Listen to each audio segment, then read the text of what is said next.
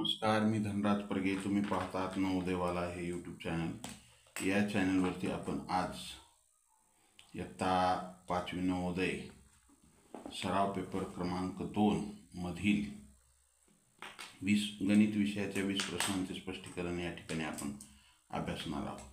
विद्यार्थी मित्रांनो, माय vision Navodaya admission राज्यव्यापी उपक्रम मोफत मार्गदर्शन या उपक्रमाअंतर्गत आम्ही इयत्ता 5वी नवोदय, 5वी स्कॉलरशिप, 8वी स्कॉलरशिप, 8वी NMMS, 4थी स्कॉलरशिप, 7वी स्कॉलरशिप या सर्व शालेय स्पर्धा परीक्षांचे मोफत मार्गदर्शन करतो. ज्यांना या मोफत मार्गदर्शनाचा लाभ घ्यायचा असेल त्यांनी स्क्रीनवर दिसत असलेल्या 7588546308 हा माझा व्हॉट्सअप क्रमांक आहे. यावरती मॅसेज करा. त्यामध्ये तुमचं नाव आणि तुमचा वर्ग एवढी माहिती द्या. मी तुम्हाला त्या ठिकाणी त्या वर्गाच्या ग्रुपची लिंक देईन. त्या लिंकद्वारे ग्रुपमध्ये जॉईन व्हा. दररोजचं लाईव्ह तासिका करत चला. तर चला, आपण आज सराव पेपर क्रमांक 2 मधील 20 प्रश्नांचे स्पष्टीकरण अभ्यासणार आहोत. पहिला प्रश्न काय होता? हा दशांशापूर्णांकावरचा प्रश्न होता. 4.50 भागिले 0.0003. खूप सोपा प्रश्न होता. 4.50 भागिले 0.003. आता या ठिकाणी आपल्याला काय करायचं आहे? या ठिकाणी अंशामध्ये दशांशाच्या पुढं 2 अंक आहेत आणि छेदामध्ये दशांशाच्या पुढं 3 अंक आहेत.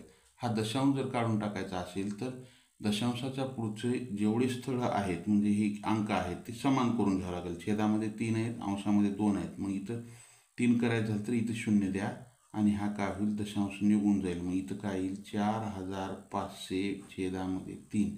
3 भागाला 3 1 3, 3 1 3, 1 उरला 15 झाले, 3 5 15, 0 0. काय आलं? 1500 हे उत्तर येते. काय ते उत्तर? 1500 आलं. पुढचा प्रश्न आपल्यासाठी काय होता पाहू. एका माणसाने ₹4ला 1 नग, 4 रुपयाला 1 नग आंबा या दराने 120 आंबे खरेदी केले. त्यातील 20 आंबे नासलेले निघाले. त्याने बाकीचे सर्व आंबे 10 आंब्यांना 48 रुपये या दराने विकले. तर या व्यवहारात त्याला किती नफा किंवा तोटा झाला? अगोदर काय करू आपण? त्याची खरेदी किंमत काढू. खरेदी किंमत 4 रुपयाला 1 असे 120 घेतलं होतं. हे 120 आंबे घेतले. 4 रुपयाला 1, 12 चोक 48 आणि हे 0. त्याची खरेदी किंमत आहे 480 रुपये. पुढं काय झालेलं आहे दादा? 120 आंबे होते त्याच्याकडे. किती? 120. मग त्याच्यातून काय झाले? 20 आंबे नासले. हे 20 आंबे नासलेत. आपण त्याला खराब झाले म्हणून. मग त्याच्याकडे काय राहिले? 100 आंबे शिल्लक राहिले चांगले विक्रीसाठी. 100 आंबे त्यानं पुढं विकला. किती रुपयाला? 10 आंब्यांना 48 रुपये. पहा, त्रैराशिक पद्धतीने आपण त्याची आता विक्री किंमत काढू.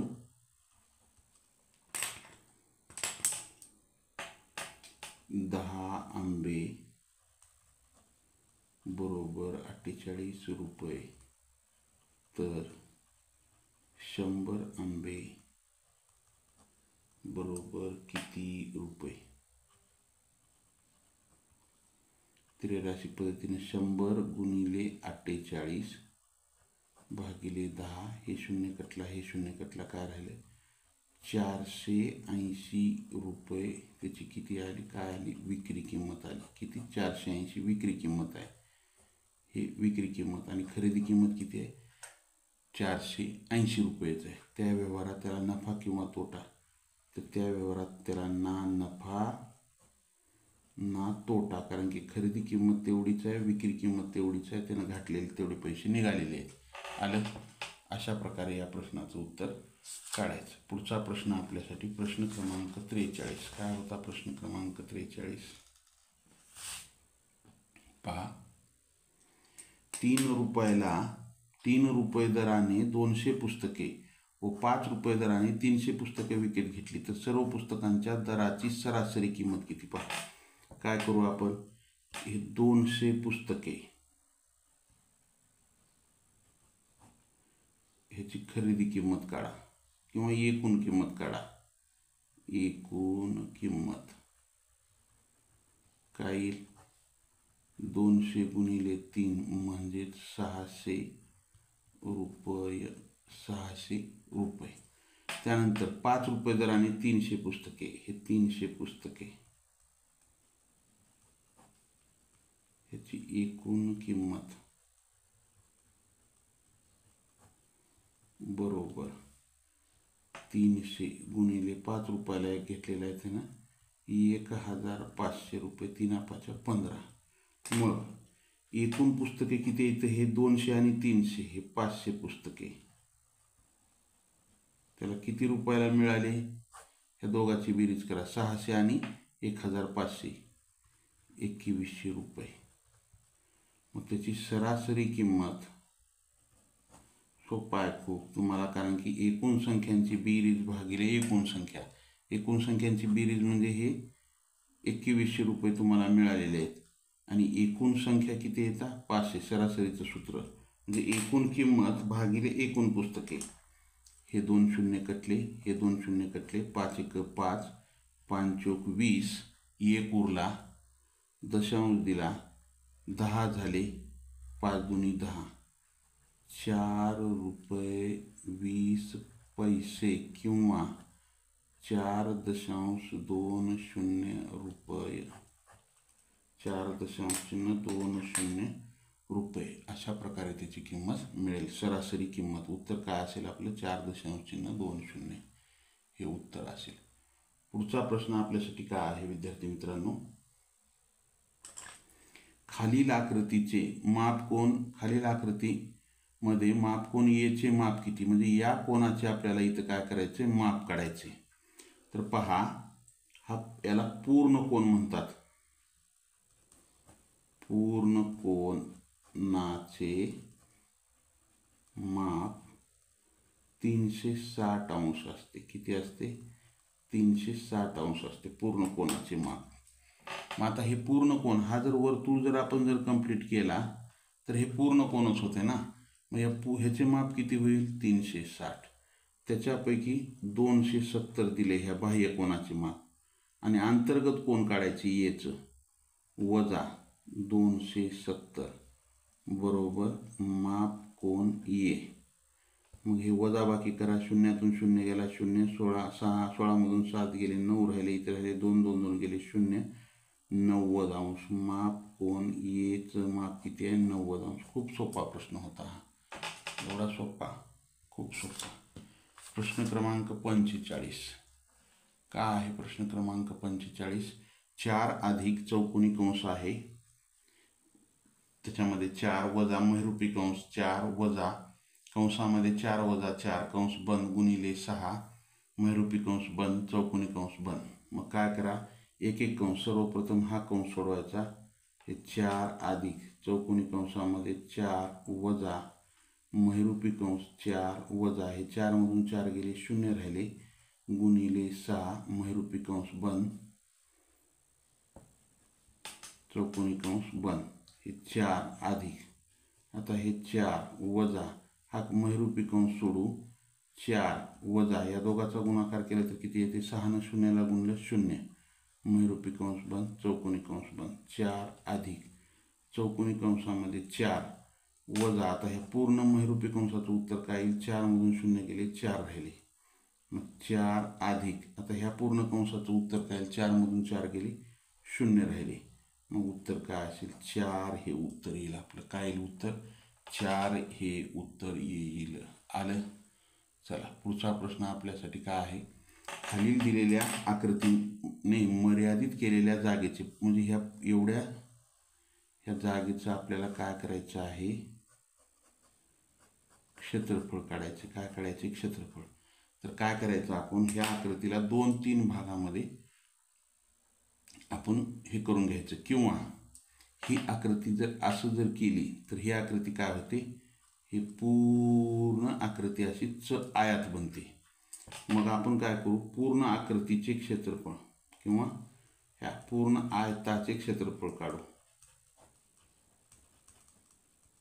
बरोबर, हे 2 सेंटीमीटर काय ह्याची रुंदी आहे. याचं सूत्र काय आहे, आयताचे क्षेत्रफळाचं लांबी गुणिले रुंदी. लांबी किती आहे 7, रुंदी किती आहे 2, 7 दुनी 14 चौरस सेमी. मग त्याच्यातून काय करायचं, हे एवढ्या भागाचं आपण काय करू, क्षेत्रफळ वजा करू. वजा करू. मग आता ह्याचं माप, ह्याची उंची किती आहे, ही रुंदी किती आहे, हा पण एक छोटा आयात तयार झाला इथं. हा काय झाला, छोटा आयात तयार झाला. ह्याचं हे 1 सेंटीमीटर आहे आणि हे किती येईल. आता हे पूर्ण किती आहे, हे 7 आहे. 7मधून इथं 2 गेले, इथं 1 गेला, 3 गेले, म्हणजे हे काय आलं माप ह्याचं 4 आलं, 4 सेंटीमीटर. मग वजा करावयाच्या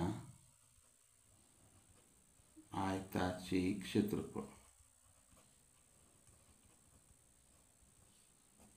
वजा करावयाच्या आयताचे क्षेत्रफळ, लांबी गुणिले रुंदी. लांबी किती आहे ह्याची, हे 4 सेंटीमीटर आहे. 4 गुणिले रुंदी किती आहे, 1, बरोबर 4 चौरस सेमी. 4 चौरस सेमी आलं. मग आता आपण काय करू, ह्या मर्यादित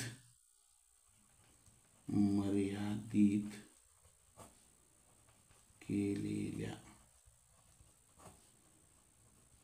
आकृतीचे क्षेत्रफळ काढू. पूर्ण आकृतीचे किती आहे, 14, वजा आहे हे 4, म्हणजे काय येईल, 10 चौरस सेमी. किती येईल, 10 चौरस सेमी हे उत्तर येईल. आलं. चला, ज्यांचं आलंय त्यांचं अभिनंदन, ज्यांचं चुकलंय त्यांनी लिहून घेत चला. पुढच्या प्रश्नाकडे जाऊ आपण. 2.5 छेदामध्ये 0.06चा सममूल्य अपूर्णांक कोणता.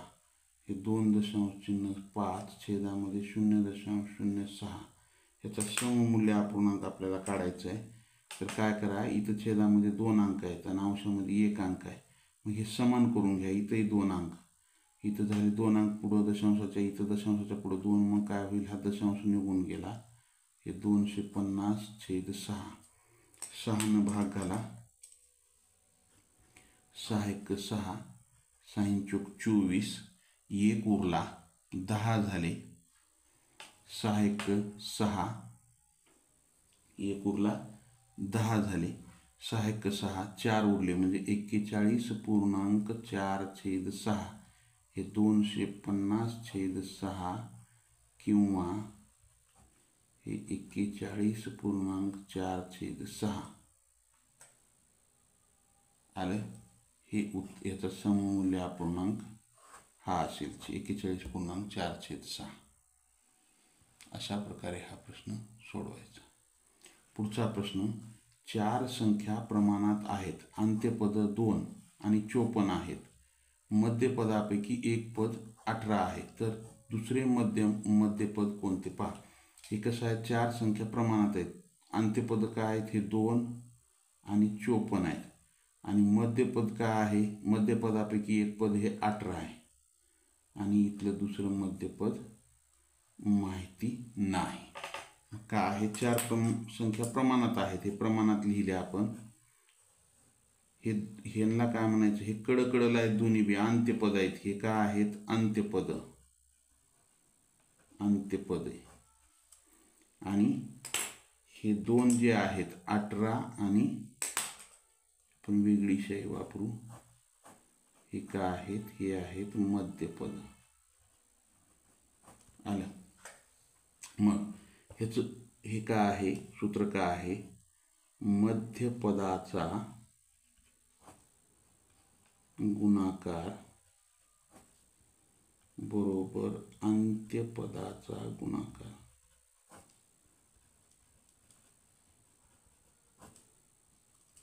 आता ह्याचे मध्यपद काय काय आहेत, 18 गुणिले, आपण हे काय करू, ह्याला अ धरू, अ धरा किंवा x धरा, बरोबर अंत्यपदाचा गुणाकार 2 गुणिले 54. मग अ ची किंमत काढायची, तर काय करा, 2 गुणिले 54, हे 18 गुणिले होतं, इकडे येऊन भागिले झालं, 18 × 18, 18 × 3 = 54. मग हे काय आलं, मध्यपद काय आलं, हे मध्यपद 2 पदापैकी एक पद 18 दिले, दुसरे पद आलं 6. आलं. अशा प्रकारे हा प्रश्न सोडवायचा होता. पुढच्या प्रश्नाकडे जाऊ आपण. प्रश्न क्रमांक 49 काय होता आपल्या सराव पेपरमध्ये पहा. 180 किलोमीटर अंतर कापण्यासाठी जीपला 4 तास लागतात, तर हेच अंतर 3 तासामध्ये कापण्यासाठी जीपचा वेग कितीने वाढवावा लागेल. सोपा प्रश्न आहे. हे 4 तास बरोबर 180 किलोमीटर. आलं का लक्षात. 4 तासामध्ये 180 किलोमीटर जाते. मग आपल्याला हे 180 किलोमीटर अंतर 3 तासामध्ये आपल्याला काय करायचे हे करायचे. मग ह्याचा ताशी वेग काढा. ताशी वेग काय होईल. हे 180 भागिले 4. 4 एक 4, 4 चौक 16, 2 उरले, 4 पंचे 20, हे 45 किलोमीटर प्रति तास ह्याचा वेग झाला आहे सुरुवातीला. त्याच्यानंतर आपल्याला एवढंच अंतर 3 तासामध्ये कापायचे. काय करायचे. 3 तासामध्ये कापायचे. 3 तास बरोबर 180 किलोमीटर. आता ह्याचा ताशी वेग काढा. ताशी वेग हे 180 भागिले 3, 3 एक 3, 3 संग 18, काय आला ह्याचा 60 किलोमीटर प्रति तास. मग आता आपण जर 4 तास 45 किलोमीटरच्या वेगाने गेलो तर आपल्याला किती 4 तास लागले आहेत. आणि 60 किलोमीटरच्या वेगाने गेलो तर आपल्याला 3 तास लागले आहेत. मग अगोदर आपण ह्या वेगाने जात होतो 4 तास, तर आपल्याला हे 4 तासामध्ये एवढ्या वेगाने जात होतो. 3 तासात जायचे तर वेग कितीने वाढला. वेगातील फरक कितीने वाढवावा लागेल म्हणते. 60 वजा 45 बरोबर 15 किलोमीटर प्रति तास वेग आपल्याला वाढवावा लागेल. 60 किलोमीटरच्या वेगाने जावं लागेल 3 तासात जायचं म्हणजे. उत्तर काय येईल 15 किलोमीटर प्रति तास. आलं. पुढचा प्रश्न आपल्यासाठी काय आहे. पुढचा प्रश्न 81 सेमी लांबीची दोरी 8 ठिकाणी समान अंतरावर कापली तर प्रत्येक तुकडा किती लांबीचा असेल. पहा. ही एक दोरी आहे. हिला आपल्याला किती 81 सेंटीमीटर, हे कितीची आहे 81 सेंटीमीटरची दोरी आहे ही. हिला किती ठिकाणी कापले 8 ठिकाणी कापले. आता मी कापतो इथं लहान मोठं होईल पण सर्व समानच समजायचे. काय करायचं सर्व तुकडे समान. 8 हे 1 2 हे 3 4 5 6 7 8. आता हे 8 ठिकाणी मी काय केले आहेत हे तुकडे कापलेले आहेत. बरोबर आहे. आता हे 8 ठिकाणी कापलो आपण. मग तुकडे किती झाले 8 ठिकाणी आपण जर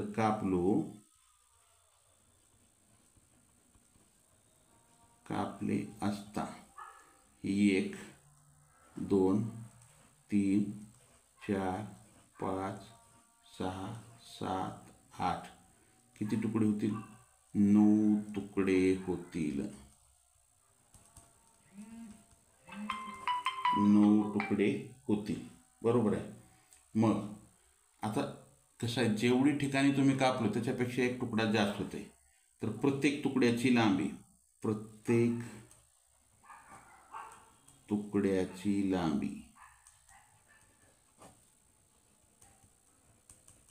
बरोबर 81 भागिले 9, 9 एक 9, 9 9 81, 9 सेंटीमीटर असेल. प्रत्येक तुकड्याची लांबी किती 9 सेंटीमीटर असेल. एवढा सोपा प्रश्न तोंडी उत्तर येते. काही सेकंदामध्ये हा प्रश्न सुटतो. आलं का लक्षात. त्यानंतर पुढचा प्रश्न आपल्यासाठी काय होता. 400 मीटर लांबीची रेल्वे, 100 मीटर लांबीचा प्लॅटफॉर्म ताशी 40 किमी वेगाने ओलांडते तर ती रेल्वे प्लॅटफॉर्मला किती सेकंदात ओलांडेल. आपल्याला या ठिकाणी काय करायचे ह्याचा वेग काढायचा आहे. वेग आता या ठिकाणी काय दिलं पहा. हे 400 मीटर रेल्वेची लांबी आहे आणि 100 मीटर प्लॅटफॉर्मची लांबी आहे. बरोबर आहे. तर आणि त्याचा वेग दिला आहे 40 किलोमीटर प्रति तास. तर वेळ काढायची आपल्याला. वेग नाही वेळ काढायची किती सेकंदात ओलांडेल. तर काय करायचं या ठिकाणी हे अंतर बरोबर काय करायचं. ही रेल्वेची लांबी 400 अधिक प्लॅटफॉर्मची लांबी 100, हे एकूण काय झालं अंतर 500 मीटर झाला. त्याचा वेग दिलाय, किती दिलाय 40 किलोमीटर प्रति तास. काढा काय म्हणले, वेळ काढा म्हणले, वेळ बरोबर किती. आपल्याला काढा काय म्हणले, वेळ काढा म्हणलेला आहे. तर पहा या ठिकाणी आपण काय करू, वेळ बरोबर अंतर भागिले वेग गुणिले 18/5. तर 18/5 का घेतलं हे आपण शिकलोच घटक. तर का आहे, हे जे आहे हे किलोमीटरमध्ये आहे, काढायचे सेकंदामध्ये आहे, म्हणून 18/5 घेतलं. अंतर किती आहे 500 भागिले वेग किती आहे 40 गुणिले 18/5. हे शून्य कटला, हे शून्य कटला, बेदुनी 4, बेदुनी 4, एक उरला 10 झाले, बेपंचे 10, बे 92, 18, 5 1 5, 5 5 25, 9 5 45 सेकंद उत्तर असेल. काय असेल उत्तर 45 सेकंद हे उत्तर येईल. आलं का लक्षात. अशा प्रकारे हा प्रश्न सोडवावा लागतो. चला पुढचा प्रश्न काय होता आपल्यासाठी, पुढचा प्रश्न प्रश्न क्रमांक 52. काय होता प्रश्न क्रमांक 52, एका बादलीमध्ये 20 लिटर पाणी मावते. किती 20 लिटर पाणी मावते. तिचा 3/5 भाग भरलेला आहे. किती 3/5 भाग भरलेला आहे. तर बादली भरण्यासाठी किती पाणी लागेल. आपण काय करू, हे या ठिकाणी एक बादली काढू.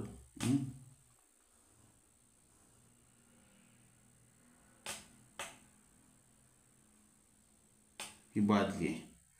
हे बादलीचा 3/5 म्हणजे समान 5 भाग करा. 1 2 3, हे आपण इथं 2 3 4 5, ही 1 2 3 4 5, हे समान भाग आहेत असं समजा. कमी जास्त झाले तरी समान आहेत असं समजा. त्याच्यापैकी हे 3 भाग भरलेले आहेत. हे काय आहे, इथं पाणी आहे. हे इथं काय आहे, पाणी आहे. तर आणखी 20 लिटर पाणी मावते. ह्याची पूर्ण क्षमता किती आहे 20 लिटरची आहे.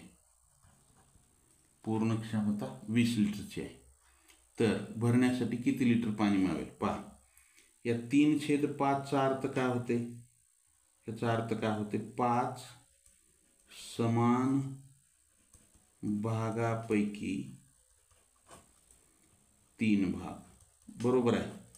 मग आता हे पूर्ण 5 भाग, त्याच्यापैकी 3 भाग. मग आता 5 भाग, पूर्ण बादली 5 भागामध्ये विभागले. 5 भाग बरोबर 20 लिटर. तर 3 भाग बरोबर किती लिटर, म्हणजे आता किती पाणी आहे बघा. हे तिरकस गुणाकार करा. 3 गुणिले 20 भागिले 5, 5 1 5, 5 चोक 20, ह्याच्यामध्ये किती 12 लिटर पाणी आहे. आता 12 लिटर पाणी आहे. एवढं जे पाणी आहे ना, हे 12 लिटर पाणी आहे एवढं. मग आता भरण्यासाठी किती पाणी लागेल, लागणारे पाणी. आता पूर्ण बादली ही 20 लिटरची आहे, त्याच्यापैकी 12 लिटर आहे. तर 20 मधून 12 वजा करा, 8 लिटर एवढं पाणी लागेल. किती लागेल 8 लिटर एवढं पाणी लागेल. आता एक लक्षात घ्या, हे चित्र तुम्हाला काढले, हे सोडवायची गरज नाही, चित्रावरून ओळखू शकतो तुम्ही. आता हे 20 लिटर 5 भागामध्ये विभागले. हे 5 1 5, 5 चोक 20, एक भाग कितीचा झाला, हा 4चा, हा 4चा, हा 4चा, हा 4चा. मग हे 3 भाग भरले, शिल्लक किती राहिले 2 भाग. मग 4 आणि 4 8. तोंडी उत्तर येतं ह्याचं. काय अवघड आहे का, काहीच अवघड नाही. पुढचा प्रश्न प्रश्न क्रमांक 53. काय होता,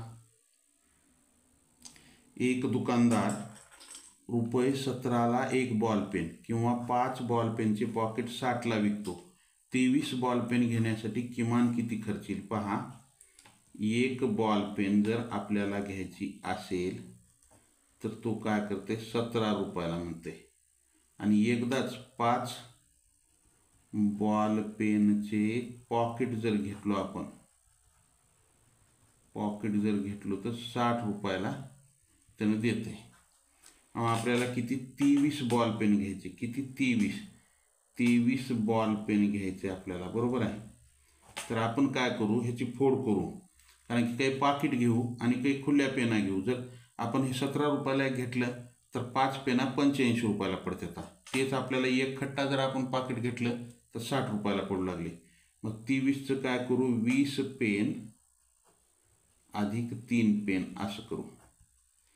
मग आता ह्या 20 पेना जे आहेत ते पॉकेटाच्या रूपामध्ये घेऊ. 5 पॉकेट आहे म्हणजे हे 4 पॉकेट अधिक 3 पेन. आलं लक्षात. 4 पंचे 20 पेना.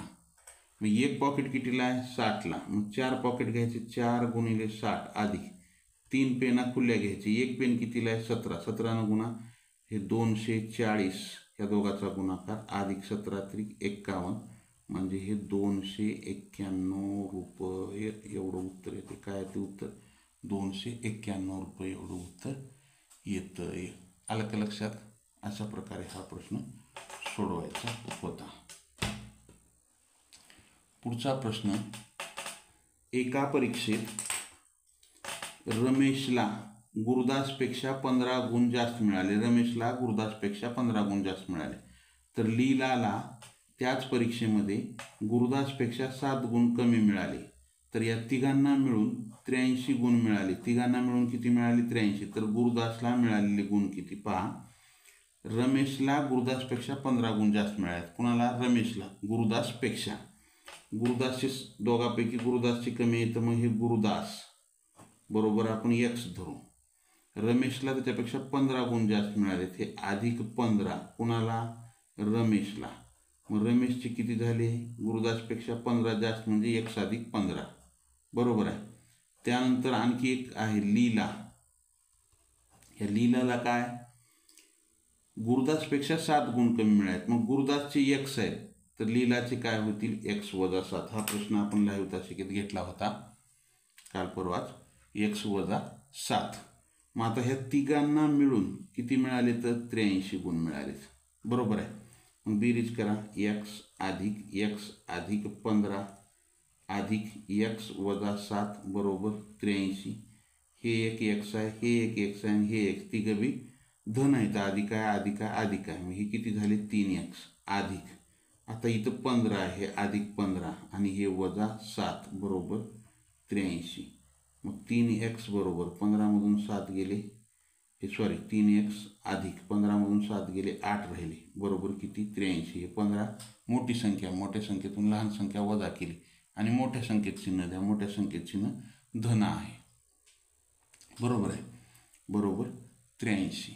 मग आता या ठिकाणी आपण काय करू, हे 3x बरोबर 83. हे 8 अधिक होतं तिकडे जाऊन वजा झालं. 3x बरोबर 83मधून 8 गेले किती राहिले, 75 राहिले. मग आता 3x बरोबर 75, x बरोबर 75 भागिले 3, 3 1 3, 3 2 6, 1 उरला 3 5 15, x बरोबर 25 आला. मग आता हे x कुणाचं धरलं होतं आपण, गुरुदासचं. मग गुरुदासचे गुण किती झाले, 25. मग हे गुरुदासचे गुण बरोबर, गुरुदास बरोबर 25 गुण. मग ह्याचे 25मध्ये 15 मिसळा, ह्याचे होतील 40 आणि 25मधून 7 वजा करा, ह्याचे होतील 18. 40 आणि 25 65, 65 आणि 10 75, 75 आणि 8 83. आलं का 83. मग गुरुदासचे गुण किती मिळाले आपल्याला, 25 गुण मिळाले. एकदम सोपा आहे. अशा प्रकारे हा प्रश्न सोडवायचा. प्रश्न क्रमांक 55 काय होता, एकक स्थानी 7 असणाऱ्या 2 अंकी मूळ संख्या किती येतात. आता एकक स्थानी 7 असणाऱ्या 2 अंकी मूळ संख्या आपल्याला काय करायची येतात, शोधायची आहेत. सोपा प्रश्न आहे, अवघड नाही प्रश्न, एकदम सोपा आहे. आता काय म्हणते हे बघा, एकक स्थानी 7 असणाऱ्या 2 अंकी म्हणजे आपल्याला काय करायचं आहे, एक अंकी घ्यायचा नाही, त्याच्यामध्ये 2 3 5 7 घ्यायचं नाही. त्याच्यानंतर आपल्याला 11 13 17 19 हे 17 आहे. एकक स्थानी 7 असणारे 17. त्याच्यानंतर 23 29, त्याच्यानंतर 31 37 37 एक आहे.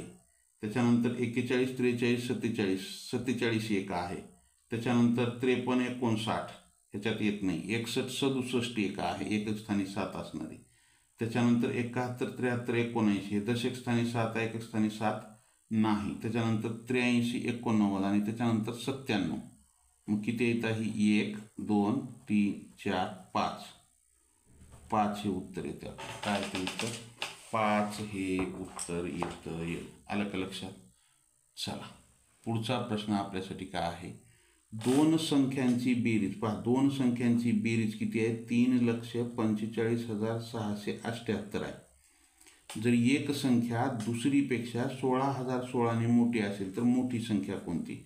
आपण हे शिकलोत प्रश्न. मोठी संख्या बरोबर ट्रिक आहे ह्याची. मोठी संख्या बरोबर काय आहे? या दोन संख्यांची बेरीज अधिक दोन संख्येतील फरक भागिले 2.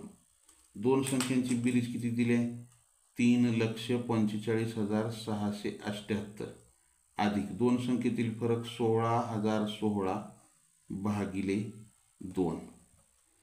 8 आणि 6 14ला 4 हातचा 1, 7 आणि 1 8 आणि हातचा 1 9, 6 आणि 0 6, 15 आणि 6 21ला 1 हातचे 2, 2 आणि 1 3, 3 आणि 4 7 आणि हे 3 जशास तसं छेदामध्ये 2. तर काय होईल? हे 3,71,694 भागिले 2. 2 भाग घाला. बे 1 बे, बे 1 बे, 1 उरला 17 झाले, बे 8 16, 1 उरला 11 झाले, बे 5 10, 1 उरला 16 झाले, बे 8 16, बे 4 8, 1 उरला, बे 7 14. तर आपल्याला या ठिकाणी काय होईल? मोठी संख्या काय मिळेल? 1,85,847 ही मोठी संख्या मिळेल आपल्याला. आलं का लक्षात? अशा प्रकारे हा प्रश्न सोडवावा लागतो. त्यानंतर पुढचा प्रश्न, प्रश्न क्रमांक 57. काय आहे प्रश्न क्रमांक 57? 10 सेमी बाजू असलेल्या घनाकृती ठोकळ्याचे पृष्ठफळ. पहा, घनाचे पृष्ठफळ बरोबर सूत्र काय त्याचं? 6 गुणिले बाजूचा वर्ग. 6 गुणिले बाजूचा वर्ग. 6 गुणिले बाजू किती आहे? 10. या 10चा वर्ग. 6 गुणिले 10चा वर्ग किती येते? 100. म्हणजे 600. आता इथं घन सेमी येणार नाही, तर हे घनाचे पृष्ठफळ. पृष्ठफळाचं एकक काय आहे? चौरस आहे. चौरस कशात दिले? बाजू सेंटीमीटर. उत्तर काय आलं? 600 चौरस सेंटीमीटर हे उत्तर येईल. आलं का लक्षात? ज्यांचं आलंय त्यांचं अभिनंदन, ज्यांचं चुकले त्यांनी लिहून घेत. चला पुढच्या प्रश्नाकडे जाऊ आपण. पुढचा प्रश्न काय पहा? 2 वर्षापूर्वी आईचे वय मुलाच्या वयाच्या 6 पट होते. पहा, 2 वर्षापूर्वी मुलाचे वय, लक्ष द्या, बरोबर x वर्ष. मग 2 वर्षापूर्वी आईचे वय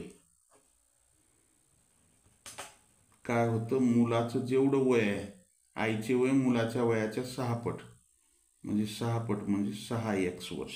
कळालं? आता आजचे हे 2 वर्षापूर्वीचं काढले आपण. आता आजचे वय काढू. तर 2 वर्षानंतर, आज म्हणजे 2 वर्षानंतर, मग मुलाचे काय झालं? मुलाचे आजचे वय 2 वर्ष वाढले. 2 वर्षापूर्वीचं वय आहे हे जे आहे, हे 2 वर्षापूर्वीचं वय आहे हे, बरोबर आहे. मग आजचे वय काय होईल? x अधिक 2. आईचे वय आजचे काय होईल? आजचे काय होईल? आईचं 6x होतं, हे 6x अधिक 2 आईचं. पुढं काय म्हणतंय? आणखी 8 वर्षानंतर आईचे वय 40 होईल. आता 8 वर्षानंतर, आणखी 8 वर्षानंतर मुलाचे वय किती होईल?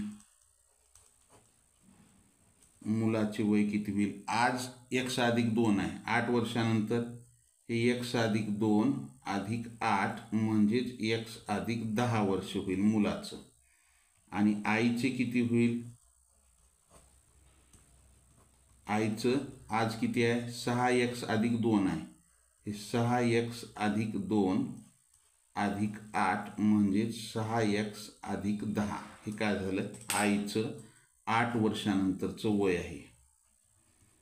आईचे 8 वर्षानंतरचे वय बरोबर 6x अधिक 10. पण आपल्याला इथं 8 वर्षानंतर आईचं वय 40 दिले, म्हणजे 6x अधिक 10 बरोबर 40 अशी मांडणी करू आपण. हे 6x अधिक 10 बरोबर 40. मग 6x बरोबर 40, हे 10 तिकडे जाऊन वजा झालं. 6x बरोबर 30. x बरोबर ह्या वजाबाकी केली 30 आली. x बरोबर हे 30, 6 गुणिले होतं, इकडे येऊन काय झालं, हे बिचारं भागिले झालं. 6 1 6, 6 5 30. आपल्याला x ची किंमत काय मिळाली, 5 मिळाली. x ची किंमत काय मिळाली, 5 मिळाली. बरोबर आहे. मग आता प्रश्नामध्ये काय म्हणते, मुलाचे आजचे वय. मग आता इथं किमतीत ठेवा मुलाचे. आपण x ची किंमत मिळाली, आजचे वय बरोबर काय आहे, मुलाचे आजचे वय. इथं आजचे वय मुलाचे किती आहे, x अधिक 2 आहे. x ची किंमत किती मिळाली, 5. त्याच्यामध्ये 2 मिसळा, 7 वर्षे असेल. मुलाचं आजचं वय किती असेल, 7 वर्षे एवढं येईल. अशा प्रकारे हा प्रश्न सोडवायचा होता. आलं. चला पुढचा प्रश्न, प्रश्न क्रमांक 59 आणि 60, 2 प्रश्न राहिलेले आहेत. पुढचा प्रश्न काय म्हणते, 6 आणि 8 यांच्या वर्गाच्या बेरजेचे वर्गमूळ किती. 6 आणि 8 यांच्या वर्गाच्या बेरजेचे वर्गमूळ. मग आता वर्गाची बेरीज करा आणि मग त्याचा आपण काय करू, वर्गमूळ करू. वर्गाची बेरीज 6चा वर्ग अधिक 8चा वर्ग, 6चा वर्ग 36 अधिक 8चा वर्ग 64. दोघाची बेरीज झाली 100. आता हे बेरजेचे वर्गमूळ म्हणजे 100चे वर्गमूळ. तर 100 वर्गमुळामध्ये 100 बरोबर 100 कशाचा वर्ग आहे, 10. मग उत्तर काय असेल, 10. बेरजेचे वर्गमूळ काय, 10 एवढं येईल. आलं. अशा प्रकारे हा प्रश्न सोडवायचा. खूप सोपा होता. 153 गुणिले 500 छेदामध्ये 25 गुणिले 100 गुणिले 4 ची किंमत काढा. ही 153 गुणिले 500 छेदामध्ये 25 गुणिले 100 गुणिले 4. काय करा, हे 2 शून्य कटले, हे 2 शून्य कटले. आता हे 4 ने 153ला भाग जाते का, जात नाही. 5 ने 5 1 5, 5 5 25. इथं काय राहिलं, हे 153 आणि छेदामध्ये काय राहिलं, 5 चूक 20. आता 153ला 20 न भाग घाला, 1ला भाग जात नाही. पुढचा 5 घेतला, 15 झाले तरी जात नाही. पुढचे 3 घ्या आणि मग भाग घाला. 20 संग 20चे 120, 20 7 140, 20 8 160, 20 7 140. किती उरले, 13 उरले. हे उरलेले 13 छेदामध्ये 20. किंवा काय करायचं माहिती आहे का, 7.13/20 आले. तर मग ह्याला आपण असंही करू शकतो, हे 153 20 7 140, 13 उरले. दशांश दिला, भाग जात नाही. दशांश दिला, 130 झाले. 20 पंचे 100. हे 20 संग 120चे 130 मधून 120 गेले, 10 उरले. किती उरले, 10 उरले. बरोबर आहे. मग 20 पंचे 100 किंवा 7.65. आलं का लक्षात. किंवा पहा, हा प्रश्न असाही सोडवायचा. कसा सोडवायचा, आपल्याला काय दिले, 153 गुणिले 500 छेदामध्ये 25 गुणिले 100 गुणिले 4. बरोबर आहे. ह्या 25 आणि 4चा गुणाकार करा. छेदामध्ये 0 येण्यासाठी गुणाकार करा. अंशाचा गुणाकार करा. हे 500चे 2 शून्य, 5 त्रिक 15ला 5 हातचा 1, 5 5 25 आणि 120ला 6 हातचे 2, 5 1 5 आणि 2 7. छेदामध्ये हे 25 चोक 100 आणि हे 100 आलं. ह्या दोघाचा गुणाकार 100 आणि हे 100. मग इथं काय झालं, हे 2 शून्य कटले, हे 2 शून्य कटले. काय राहिलं, 765 छेदामध्ये 100. हे 2 शून्य कटले, 2 अंक सोडून दशांश, 7.65. एक तर हे येईल उत्तर, किंवा 7.13/20 अशा प्रकारे ह्याचं उत्तर येतं. आलं. चला, ज्यांचं आलंय त्यांचं अभिनंदन, ज्यांचं चुकलंय त्यांनी लिहून घेत चला. या ठिकाणी आपल्याला थांबायचे. लाईक केलं नसेल लाईक करा, नवीन असाल जरूर सबस्क्राईब करा. सबस्क्राईबच्या बाजूला बेल आयकॉनचं बटन आहे त्याला प्रेस करा, म्हणजे इथून पुढचे येणारे व्हिडिओ असतील किंवा लाईव्ह तासिकेचं नोटिफिकेशन सर्वात अगोदर तुम्हाला मिळेल. जय हिंद, वंदे मातरम, bye, see you next period, have nice day. Like, share and subscribe.